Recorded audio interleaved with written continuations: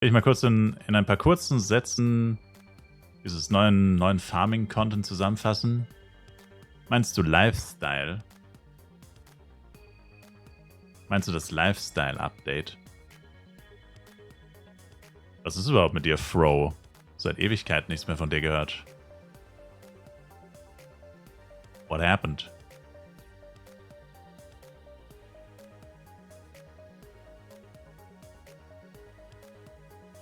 Und naja, was soll ich da groß zusammenfassen?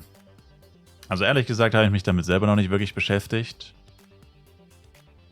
Aber so grob ist es halt einfach so, du suchst dir halt deinen Zweig aus. Also es macht schon Sinn, sich auf eine Sache zu spezialisieren. Weil du kannst legit eine Spezialisierung wählen. Und dann hast du da auch Boni. Und diese Boni sind immer für 7 Tage. Also wenn du dich jetzt zum Beispiel auf Minen oder auf Angeln spezialisierst, dann kannst du das für 7 Tage nicht ändern. Und deswegen ist es schon so, dass man sich wahrscheinlich also ich denke nicht, dass wenn man alles zeitgleich macht, weiß nicht, ob das so effektiv ist. Höchstens auf jeden Fall mit unterschiedlichen Charaktern, wenn dann. Wenn man sonst eben diese Spezialisierung nicht hat. Wodurch man ja doch Vorteile hat. Also ich würde sagen, das ist auf jeden Fall vermutlich wichtig, vor allem wenn man auch in die Top 5 will. Wobei die Top 5 ist natürlich Top 5. Ich meine, das braucht man nicht drüber reden. Da kommt man nur rein, wenn man absolut reinsuchtet. Aber das auf jeden Fall. Und dann kannst du halt gefühlt 1 Million verschiedene, also so viele sind es natürlich nicht, aber gibt es halt 1 Million neue Items gefühlt, die man braucht. Also es gibt halt so viele Items, die kannst du sammeln. Eben durch dieses Rumfliegen, Angeln, Holzfällen, Kräuter sammeln und Bergbau. Und zusätzlich gibt es aber noch andere Materialien. Ich weiß nicht, ob man die gar nicht farmen kann. Da, wie gesagt, bin ich noch nicht tief genug drinnen. Aber es gibt ja zum Beispiel diesen Wandering Merchant. Und ich glaube, das Zeug, was der verkauft, oder weiß ich nicht, ob man das auch farmen kann, keine Ahnung. Und dann ist es ja so, dass du diese ganzen Materialien, die du da farmst und so weiter, die kannst du ja wiederum auch umwandeln zu anderen Materialien, beziehungsweise mit Rezepten oder wenn es fehlschlägt in Mastery Chips und von den Mastery Chips wieder andere Materialien kaufen. Oder du kannst eben Rezepte freischalten und mit den Rezepten kannst du dann die finalen Items, was der ganze Sinn von dem ganzen Käse ist, craften. Und da kann man zum Beispiel Speedos oder halt Clockwork-Schmuck craften. Anscheinend sogar über +3, also bis +5. Oder halt bis +3. +1, +2, +3. Oder irgendwelche Power-Ups und so. Und für dieses Craften gibt es dann nochmal eine Mastery. Also es gibt quasi eine Mastery fürs Sammeln. Also oder ein Level, würde ich fast sagen. Kann man es auch nennen. Das gibt es fürs Craften und fürs Sammeln. Und du brauchst im Endeffekt beides. Und ja, das ist es eigentlich so grob zusammengefasst. Alles in einem kann man zusammenfassend sagen, es ist, ach so, und die Materialien, nicht die Materialien, die Werkzeuge, die du brauchst, um die Materialien zu farmen, die haben auch noch eine Auswirkung darauf, wie hoch die Wahrscheinlichkeit ist und so weiter und so fort. Plus haben eine unterschiedliche Durability, Haltbarkeit und kosten unterschiedlich viel Geld und das spielt auch noch eine Rolle, aber jetzt keine so riesige, aber die teuersten Werkzeuge, Angeln, whatever, kosten tatsächlich 20 Mio. Das ist eigentlich schon ziemlich teuer tatsächlich für Anfänger. Jetzt nicht so geil, dass es 20 Mio kostet. Im teuersten Fall, also ich meine, kannst du auch, ich glaube, die günstigste Angel kostet 100.000 oder so. Aber, naja. Wobei das ganze System funktioniert sowieso erst ab Level 61, aber trotzdem. Für Anfänger jetzt nicht so geil.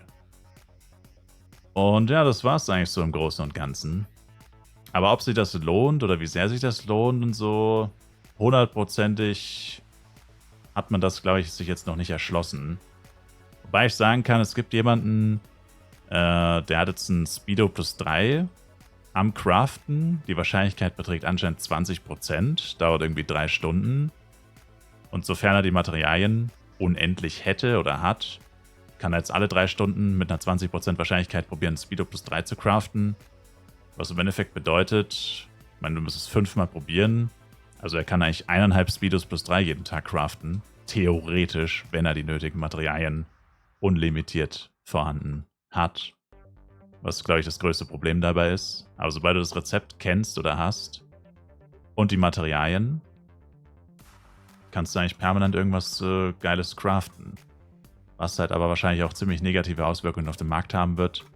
Weil wenn das dann irgendwann jeder hat, dieses Rezept und die Materialien, heißt es halt zum Beispiel, also in dem Beispiel, dass Speedo Plus 3 halt auch innerhalb von vermutlich relativ kurzer Zeit absolut wertlos werden wird.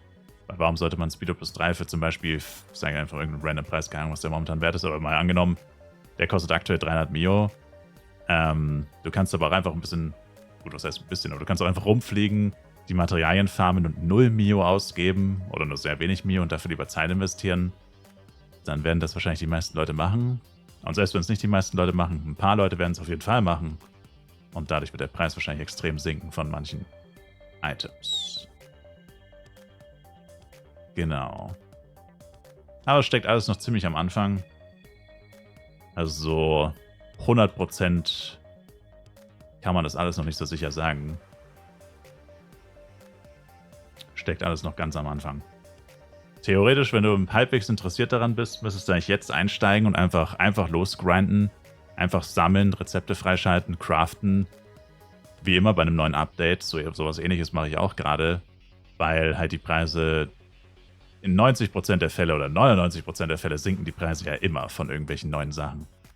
Also wenn man wirklich damit Kohle verdienen will und so, sollte man wahrscheinlich relativ früh einsteigen. Also man könnte sogar behaupten, dass es jetzt schon zu spät ist. Würde ich jetzt nicht sagen, aber es gibt natürlich jetzt schon Leute, die Masteries über 10.000 haben. A.k.a. schon, was weiß ich, 50 Stunden rumgeflogen sind. Ist ja auch schon eine Woche alt, das Update jetzt seit heute.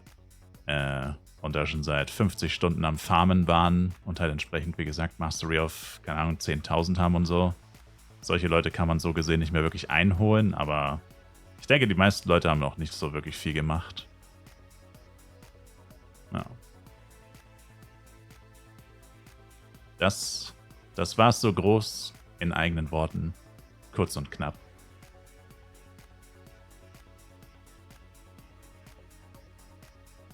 Für mehr Details müsste ich mich erstmal selbst damit richtig beschäftigen, was ich obviously noch nicht getan habe.